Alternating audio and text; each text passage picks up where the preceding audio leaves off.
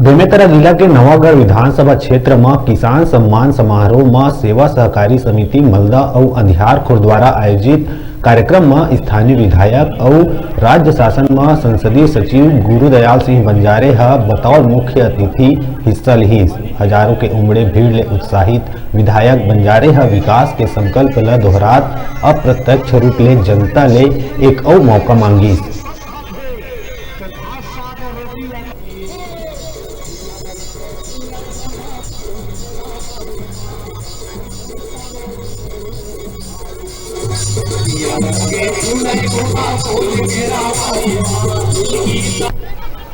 हमारे बीच में इस कृषक सम्मान समारोह में हमारे मुख्य अतिथि माननीय श्री गुरुदयाल सिंह बंजारे जी द्वारा महिला कृषकों का सम्मान सभा में प्रत्येक सोसाइटी में जाकर एक भारी जन समूह जो किसान का जन समूह है उन्हें सम्मान देने का काम किया जा रहा है और हर मंच से किसान लोगों का सम्मान किया जा रहा है।